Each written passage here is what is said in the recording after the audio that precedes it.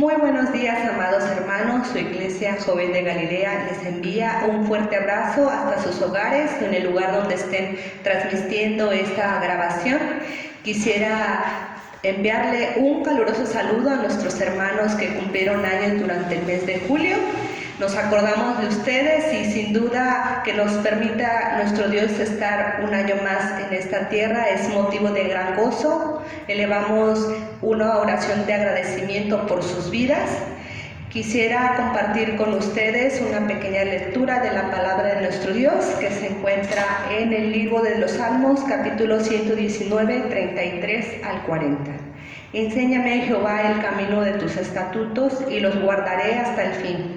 Dame entendimiento y guardaré tu ley y la cumpliré de todo corazón. Guíame por la senda de tus mandamientos, porque en ella tengo mi voluntad. Inclina mi corazón a tus testimonios y no a la avaricia. Aparta mis ojos que no vean la vanidad. Avívame en tu camino. Confirma tu palabra a tu siervo que te teme. Quita de mí el oprobio que he temido, porque buenos son tus juicios. He aquí, yo he anhelado tus mandamientos. Vivifícame en tu justicia. Dios bendiga su santa y bendita palabra en todo momento. Se nos invita a permanecer orando por todos nuestros hermanos enfermos que se encuentran atravesando situaciones delicadas de salud, que sea Dios con sus familiares, con ellos, para que les otorgue la fortaleza física para atravesar estos momentos complicados. Quisiera yo elevar una invitación a que purifiquemos nuestros corazones, nuestros pensamientos para poder escuchar con un corazón abierto y entendido el siguiente culto que se va a grabar. Igual, hermanos, si podamos despertarnos un poco más temprano para unirnos juntos todas las mañanas, sería de gran importancia, tal vez una media hora antes, unos 15 minutos antes de nuestro horario habitual. Permanezcamos unidos orando, bendito Dios. Somos nosotros la sal de esta tierra y como tal debemos siempre ser bastiones en la espiritualidad de nuestro hogar. De igual manera quisiera elevar a nuestro Dios una pequeña oración. Unámonos juntos. Bendito Señor y Padre, te damos gracias porque nos permites la vida en estos momentos. Sé tú con cada uno de nuestros hermanos en sus hogares. Te pido, Dios, que nos permitas entender el mensaje que tú vas a darnos a través de nuestro amado pastor. Sé tú con él, purifica sus labios.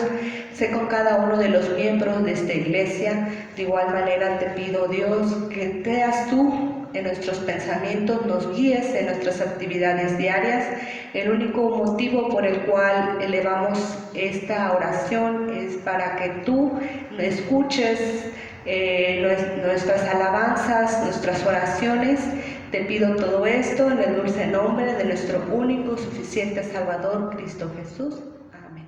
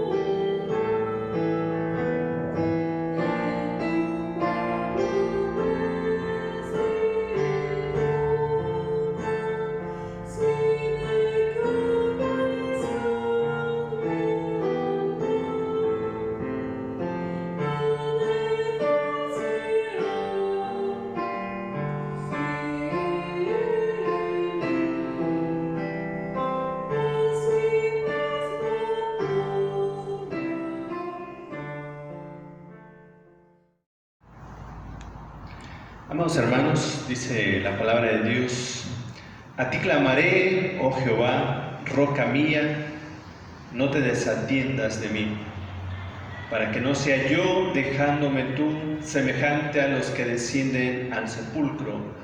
Oye la voz de mis ruegos cuando clamo a ti, cuando alzo mis manos hacia tu santo templo. Hermanos, vamos a orar. Les invito a tener una oración de intercesión e interceder por nuestros hermanos enfermos. Muchos sabemos quienes están pasando por necesidad. Ahorita con esta pandemia, muchos hermanos están siendo tocados en su cuerpo, están experimentando diferentes situaciones y Dios lo está permitiendo porque tiene propósitos eternos en medio de todo ello. Así que, hermanos, tengamos paciencia y pues vamos a orar. Estamos orando por ustedes y pues unámonos en esta oración. Si tienen algún enfermo por ahí, manden el nombre y vamos a estar orando. Tal vez no en el culto, pero día a día estamos orando por ustedes, mis amados hermanos. Vamos a orar en esta hora. Padre, te damos las gracias en este momento. Gracias porque nos permites experimentar en la vida diferentes situaciones, circunstancias agradables, algunas no tanto, Señor, pero tú en tus planes, en tus propósitos permites que como pueblo, como hijos tuyos, experimentemos diferentes situaciones, a veces físicas, a veces emocionales. Padre, en esta hora nos gozamos con nuestros hermanos que en este mes cumplieron años. Señor, gracias por la vida de cada uno, por un año más que les has dado. Oramos porque este año que han iniciado, que están iniciando, sea de mucha bendición para sus vidas, para sus familias, seas en sus proyectos, Señor, y les guardes en el hueco de tu mano, como hasta hoy. En esa hora oramos por ellos, también oramos por nuestros hermanos enfermos. Padre, pedimos que tú seas en sus vidas, tú seas en su alma, en sus emociones que son tocadas en medio de la enfermedad. Y no solo por esta pandemia, sino tantas enfermedades que hay, que llegan a nuestro cuerpo y ahí están y vivimos toda la vida con ellas. Señor, ayuda, fortalece los cuerpos de nuestros hermanos y ayúdales según su necesidad en este momento. Oramos e intercedemos por nuestros hermanos de esta tu iglesia, que sabemos que están en necesidad. Gracias porque algunos ya salieron adelante, ya están mucho mejor, unos están iniciando, pero sabemos, Señor, que tú estás al control, sabemos que tú tienes tus planes, tus propósitos al permitir que pasemos por estas situaciones. Ayúdanos a seguir esperando y confiando en ti, y gracias porque tenemos la confianza de llegar a tu presencia, de orar, sabiendo que tú estás al control y vas a hacer lo que ya has determinado, como lo dijo Job. Padre, en esta hora pues oramos y pedimos la fortaleza física y espiritual de cada uno según su necesidad en esta hora, en el nombre de Jesús. Amén.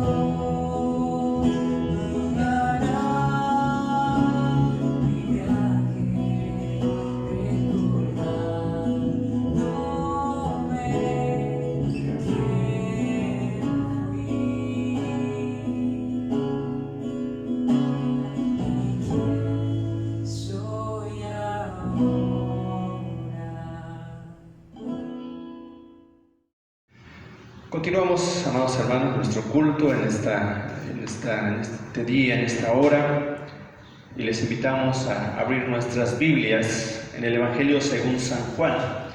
Evangelio según San Juan, capítulo 3, le vamos a dar lectura a los versículos 18 al 21. Juan 3, 18 al 21. Si lo tienen, síganme con la vista. Si no, pongamos atención. Dice la palabra de Dios de esta manera: el que en él cree no es condenado, pero el que no cree ya ha sido condenado porque no ha creído en el nombre del unigénito Hijo de Dios. Y esta es la condenación, que la luz vino al mundo y los hombres amaron más las tinieblas que la luz, porque sus obras eran malas. Porque todo aquel que hace lo malo aborrece la luz y no viene a la luz para que sus obras no sean reprendidas. Mas el que practica la verdad viene a la luz para que sea manifiesto que sus obras son hechas en Dios. Vamos a orar. Padre, te damos gracias en esta hora. Gracias por tu palabra. Háblanos en esta tarde, Padre, te lo pedimos y lo oramos en el nombre de Jesús. Amén. Continuamos con Juan y vamos a meditar en estos versículos. Hemos estado viendo acerca de el problema de la incredulidad, la respuesta de la incredulidad. Hoy vamos a ver acerca de los resultados de la incredulidad. Recordemos que estamos viendo, todo esto viene de la charla de Jesús con Nicodemo, al principio del capítulo 3. En este momento Jesús es el que está solamente hablando, ya no hay esa interacción. De pronto Nicodemo se queda callado y Jesús comienza a hablar y a plantear cómo se da, cómo es la salvación, cómo se obtiene, de dónde procede. Y Juan, el escritor, nos presenta más ampliamente acerca de la salvación, nos habla más acerca de la salvación. Así que si no has estudiado la Biblia, si por primera vez estás estudiando una Biblia, el consejo es inicia con el Evangelio de Juan. ¿Sí? Si alguien nos pregunta, oye, ¿cómo puedo estudiar la Biblia? ¿Dónde comienzo? Nuestro consejo es inicia con el Evangelio de San Juan, que nos presenta ampliamente la salvación, cómo viene, de dónde procede, y posteriormente pues continuamos con el libro de los Hechos. ¿Qué tenemos que hacer una vez que hemos sido salvos? Y nos vamos y terminamos así hasta todo el Nuevo Testamento y nos vamos al principio a conocer el fundamento de todo ello. Así que si alguien tiene necesidad, aconsejémosle que comience con Juan. Si no conoce de la Biblia, si no conoce de Cristo, invitémosle a que estudie el Evangelio de Juan y oremos porque el Espíritu Santo haga su obra a través de estar estudiando este libro. Y vean que Dios en su misericordia ha ofrecido la salvación a todo el mundo por los méritos de Cristo. Esa salvación no se puede apropiar sin la fe de la persona. Así que cuando dice, estuvimos viendo el domingo pasado, para que todo aquel que en él cree no se pierda, mas tenga vida eterna, porque de tal manera amó Dios al mundo. Pero no está hablando de una salvación universal, que automáticamente todos son salvos o van a ser salvos.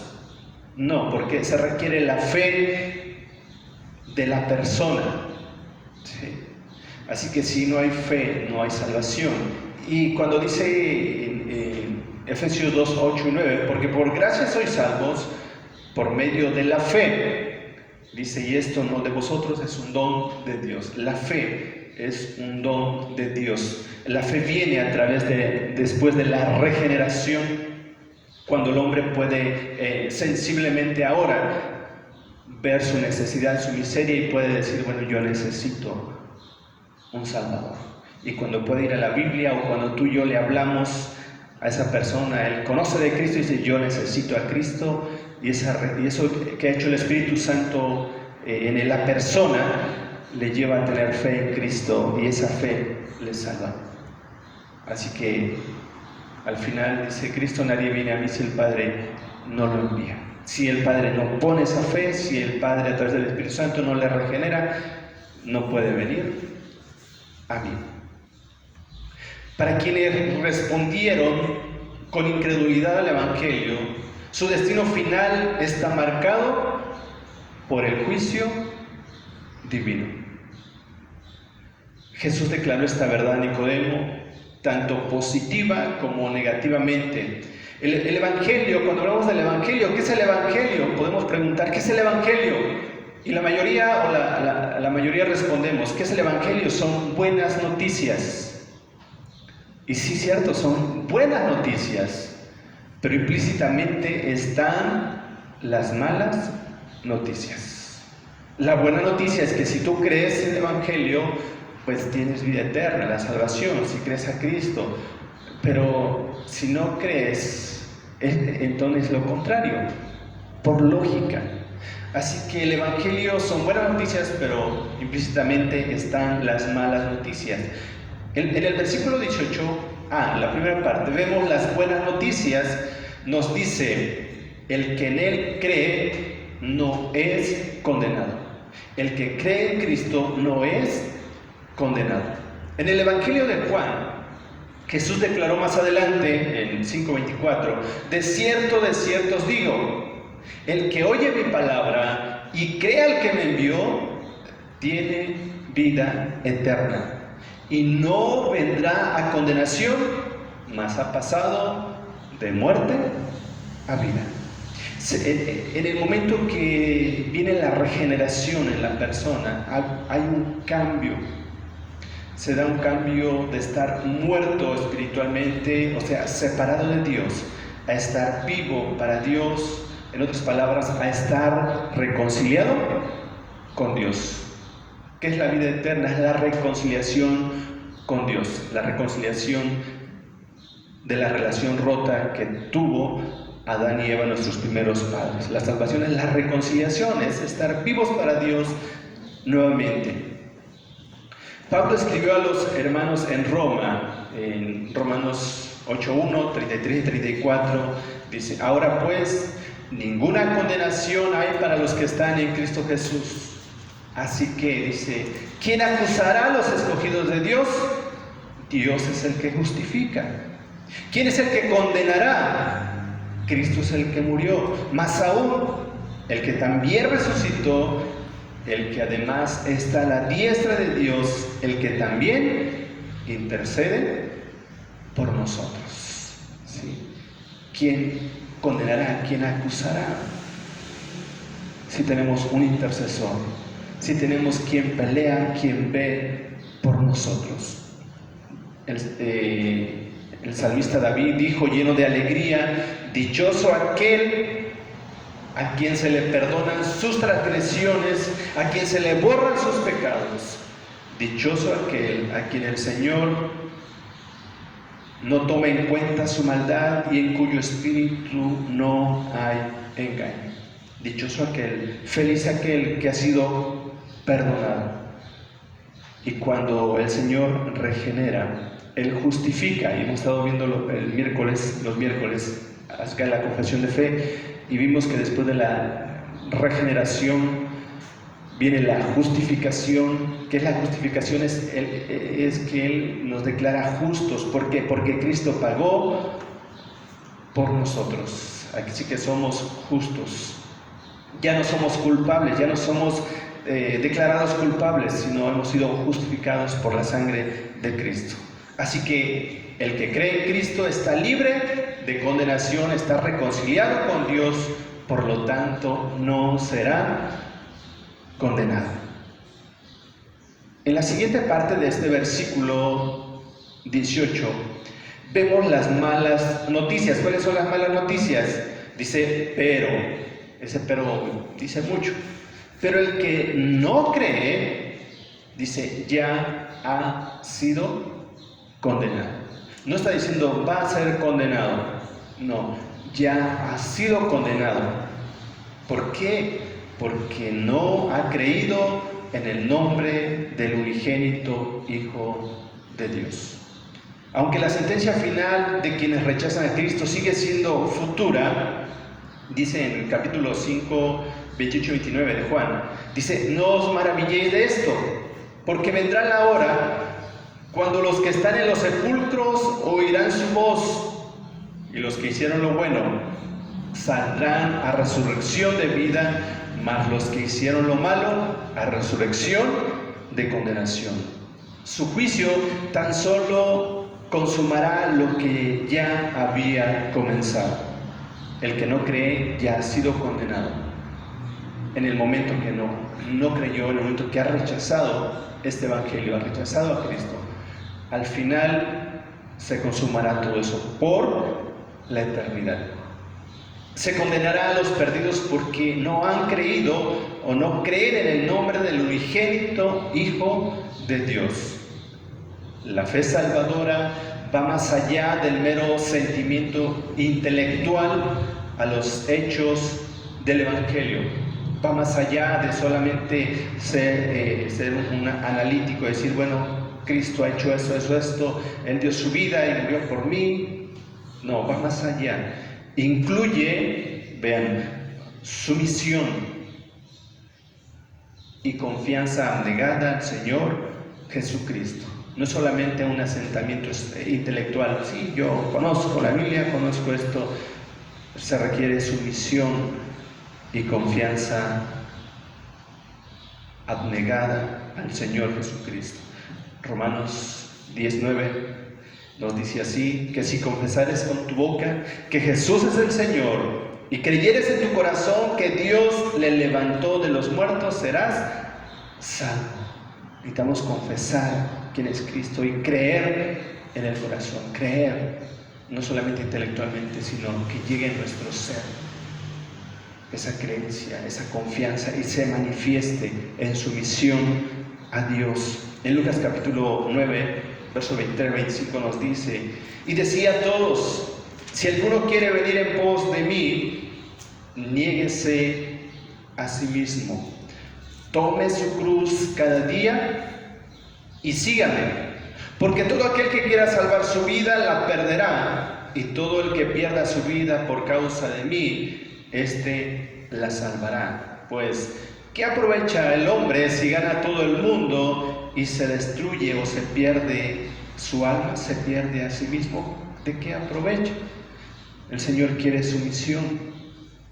Él nos está diciendo que el que pierda su vida por causa de Él, en realidad está hallando su vida. Hoy en día, en varios países, nuestros hermanos en la fe están siendo asesinados, están siendo despojados de sus peticiones, de sus posesiones, están siendo expulsados, aún tienen que huir de su país porque están siendo perseguidos a muerte. Pero mientras se mantengan firmes, mueren creyendo, en realidad están ganando su vida. Están ganando su vida. Pero el que reniega su fe, reniega a Cristo por salvar su vida, en realidad la está perdiendo. La está perdiendo. Porque nadie nos podrá arrebatar de la mano del Padre, dijo Jesucristo. Absolutamente nadie.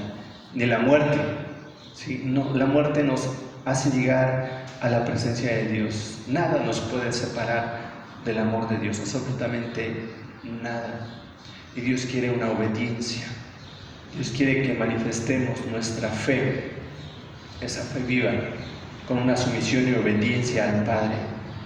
Solo esta clase de fe genuina produce un nuevo nacimiento y da como resultado corazones transformados y vidas obedientes. Recordemos que el Señor dice que Él quiere obediencia más que sacrificio. ¿Sí? Tenemos que obedecer, pero para obedecer tenemos que conocer que tenemos que obedecer, porque muchas veces lo que dice el profeta, mi pueblo es destruido, que dice Dios, porque le faltó el conocimiento. Le faltó el conocimiento. Tú y yo, mira, mis amados hermanos, tenemos la voluntad revelada de Dios en 66 libros.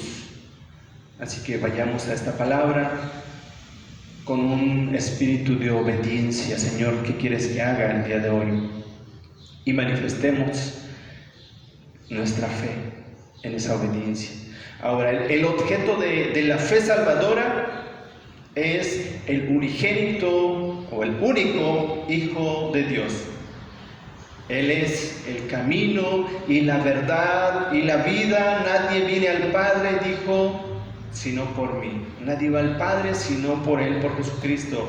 Pues en ningún otro hay salvación, porque no hay otro nombre bajo el cielo dado a los hombres en que podamos ser salvos, dice Hechos 4:12. Y hay un solo Dios y un solo mediador entre Dios y los hombres, Jesucristo, hombre. Jesús describió la condenación por medio del contraste entre la luz y la oscuridad, ya presentado en el capítulo 1 de Juan, que estamos viendo acerca de eso. La luz, dice, vino al mundo y por ella alumbra a todo hombre. Pero las personas se negaron a ir hacia la luz, debido a que, dice, amaron más las tinieblas que la luz, porque sus obras eran malas. Como ya se dijo antes en este mismo capítulo, los incrédulos no son ignorantes, ellos rechazan voluntariamente la verdad. Por lo tanto, todo aquel que hace lo malo aborrece la luz y no viene a la luz para que sus obras no sean reprendidas. Estuvimos viendo el domingo pasado, antepasado, que dice en Romanos capítulo 1 que lo que de Dios se conoce, Dios se los manifestó a través de todo lo creado, de tal manera que el hombre no tiene excusa para decir no hay Dios. Y lo que está haciendo el hombre es tratar de decir no hay Dios, para ignorarlo, para que de esa manera no tenga que rendir cuenta a nadie de lo que está haciendo. Pero a querer o no, el hombre va a rendir cuentas a su Dios, a su Creador, tarde o temprano. Los incrédulos odian la luz. Jesús dijo, no puede el mundo aborreceros a vosotros, mas a mí me aborrece, porque yo testifico de Él que sus obras son malas. Precisamente por eso muchos aborrecieron a Jesús, porque Él ponía al descubierto absolutamente todo, porque Él es la luz. Pues saben que esa luz revelará su pecado. Dice el apóstol Pablo a los Efesios 5:13, mas todas las cosas, cuando son puestas en evidencia por la luz, son hechas manifiestas, porque la luz es lo que manifiesta todo. Como resultado, sellan su propia condenación, porque rechazan al único que los puede salvar de las tinieblas, a Jesucristo. Sin embargo, dice Juan, el que practica la verdad viene a la luz voluntariamente para que sea manifiesto que sus obras son hechas en Dios. Los creyentes odian su pecado y aman la justicia. Desde el principio de la creación, cuando vemos a Adán y Eva, ¿qué causa el pecado? Alejarse o esconderse de Dios. Cuando nuestros primeros padres no habían desobedecido aún, bajaba Dios y platicaba con ellos, pero cuando ellos desobedecen, se dan cuenta de que estaban desnudos, se dan cuenta de su situación, y cuando baja Dios, ¿qué hacen ellos? Se escondieron. Y el hombre hasta la vez trata de esconderse de Dios, trata de alejarse de Dios para que no sea descubierto, porque Él lo ve todo. En cambio, El cristiano, el que practica la verdad, no se esconde de él, porque no tiene nada que ocultar y por lo tanto no hay razón para temer que revelará la luz. Jesús definió al creyente genuino como el que practica la verdad, porque la fe salvadora, la fe verdadera, se manifiesta invariablemente en obras hechas en Dios. Pablo les recordó a los efesios que somos hechura suya, creados en Cristo Jesús para buenas obras, las cuales Dios preparó de antemano para que anduviésemos en ellas. Cuando Jesús llama a sus discípulos, vemos que les dijo: venid en pos de mí y os haré pescadores de hombres. Ellos entonces, dice, dejando al instante sus redes, le siguieron. Dejaron todo y le siguieron. Estuvieron dispuestos a obedecer. A obedecer. Los redimidos siempre hacen frutos dignos de arrepentimiento. De hecho, es por hacer fruto de buenas obras que demuestran ser discípulos o que demostramos ser discípulos de Jesús. En Mateo 19 Jesús dijo: en esto es glorificado mi Padre, en que llevéis mucho fruto y seáis así mis discípulos. En Juan 15:8 lo dice: por otro lado, todo árbol que no da buen fruto es cortado y echado en el fuego. Aunque aquí no se indica ninguna respuesta de Nicodemo a la salvación, evidentemente él tomó en serio la advertencia del Señor, pues las referencias posteriores de Juan implican que se convirtió en un verdadero seguidor de Cristo. Pero quienes no quieren venir a Cristo para tener vida, enfrentan la certeza del juicio divino, como advierte solemnemente el escritor de Hebreos. ¿Cómo escaparemos nosotros si descuidamos una salvación tan grande? Tengan cuidado, dice, de no rechazar al que habla, pues si no escaparon aquellos que rechazaron al que los amonestaba en la tierra, mucho menos escaparemos nosotros si le volvemos la espalda al que nos amonesta desde el cielo, porque nuestro Dios es fuego consumidor. Y no está hablando de que la salvación se pierde. No se pierde la salvación. Una vez que hemos sido adoptados hijos de Dios, nadie cambia eso. Pero muchas veces nos perdemos el gozo de la salvación por no ser obedientes. Así que los resultados de la incredulidad es la condenación. Así que dice el Señor en su palabra: si oyereis hoy su voz, no endurezcáis vuestro corazón. Termino con esto. Cuenta la historia de un hombre que fue sentenciado a muerte. Cuando iba a ser decapitado, el príncipe, que era el encargado de la ejecución, le preguntó si tenía algo que pedir. Todo lo que el reo pidió fue un vaso con agua. Cuando se lo trajeron, temblaba tanto que no podía acercar el agua a sus labios. Entonces el príncipe le dijo que se tranquilizara, pues nada le pasaría hasta que hubiese terminado de beber el vaso de agua. El hombre confió en la palabra del príncipe y arrojó el vaso al suelo. No pudieron recoger el agua derramada, así el siervo se salvó.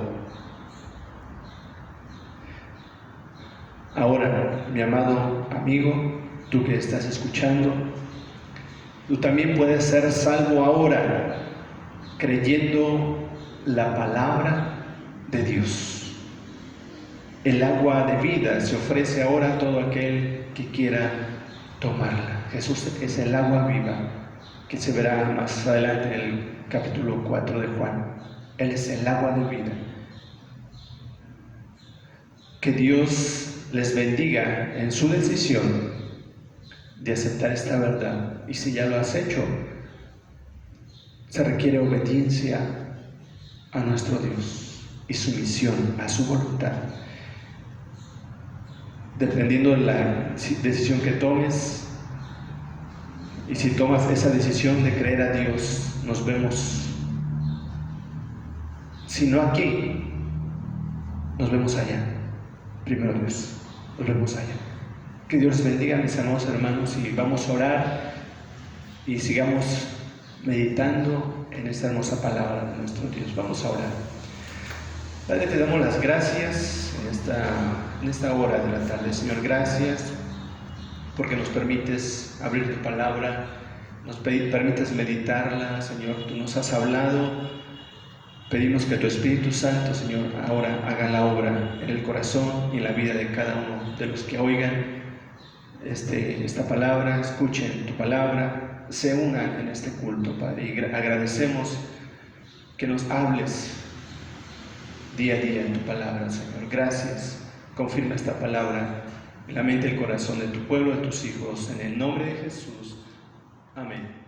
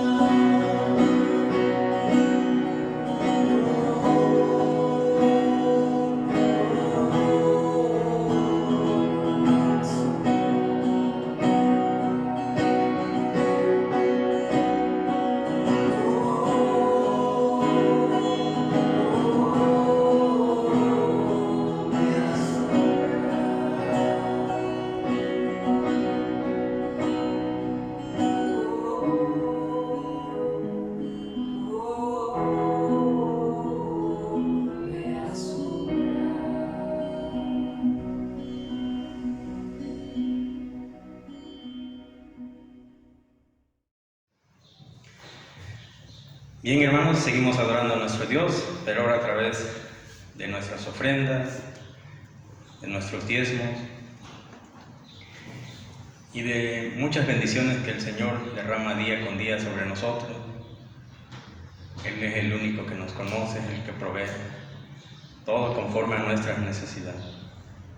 Dice la palabra del Señor: dad a Jehová la honra debida a su nombre, traed ofrenda y venid delante de él, postraos delante de Jehová en la hermosura de su santidad. Amén. Hermanos, se les invita a que allá en tu hogar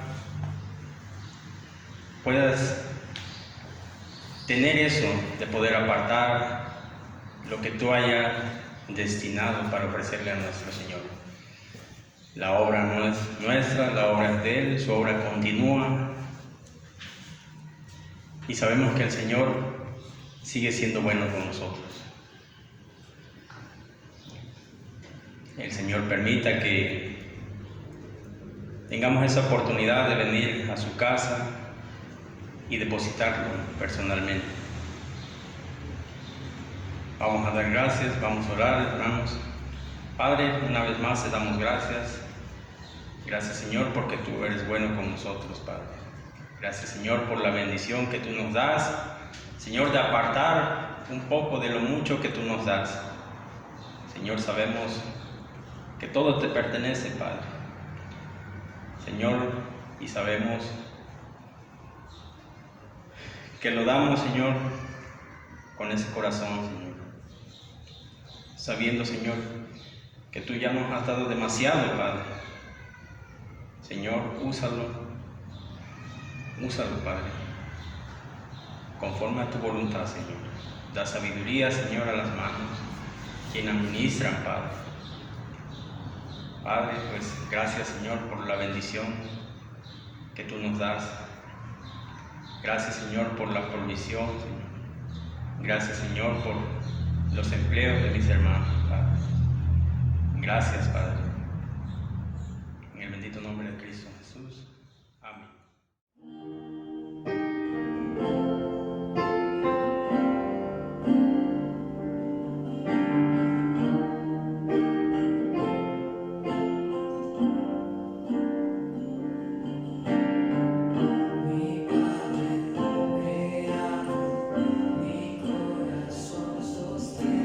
Nadie es más grande que tú.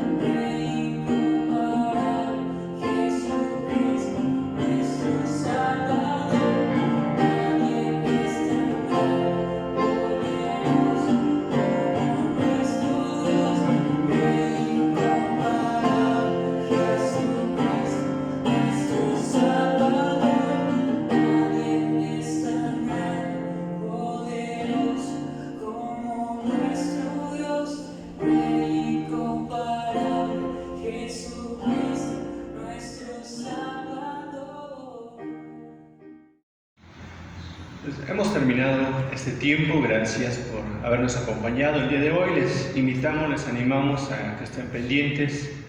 El día miércoles por la tarde, el día domingo, se estarán subiendo las transmisiones. Y les invitamos a que estemos orando unos por otros, no nos cansemos y les animo a que se mantengan en comunión, se mantengan unidos, amados hermanos. Con hermanos que conozcamos, pues mandémosle un mensaje, un saludo, una palabra de ánimo a seguir adelante. No nos olvidemos, hermanos, que somos un cuerpo, somos un pueblo, una iglesia, somos la iglesia del Señor, somos su cuerpo, así que mantengamos y guardemos esa unidad como iglesia, como cuerpo, hermanos. Les animo a ello y no desanimemos, no nos desanimemos, no desmayemos, que el trabajo en el Señor nunca es en vano. Estemos dispuestos a servir a nuestro Dios y servirnos por amor los unos a los otros. Vamos a orar y terminar de esa manera este tiempo. Padre, te damos muchas gracias por la bendición que nos has dado de haber estado delante de tu presencia en este culto. Pedimos que seas con todos aquellos que estén con nosotros, se unan con nosotros, con todo tu pueblo, con toda tu iglesia, no solo Juan de Galilea, sino con tu iglesia en todo el mundo, Padre. Está en tus manos y oramos porque nos sigas manteniendo fieles, nos sigas ayudando a perseverar en esto que hemos creído por tu gracia y misericordia. Ayúdanos y Padre, en esta hora bendice a tu iglesia, a tu pueblo, bendice el liderazgo y gracias, Señor, porque hasta aquí nos has ayudado, Padre. Gracias en Cristo Jesús. Y ahora, mis amados hermanos, amada iglesia, que la gracia de nuestro Señor y Salvador Jesucristo, el amor del Padre y la comunión del Espíritu Santo sea con todos y cada uno de vosotros, con vuestras familias, con todo el pueblo de Dios que sufre en este tiempo y con todo tu pueblo esparcido sobre la tierra. Amén.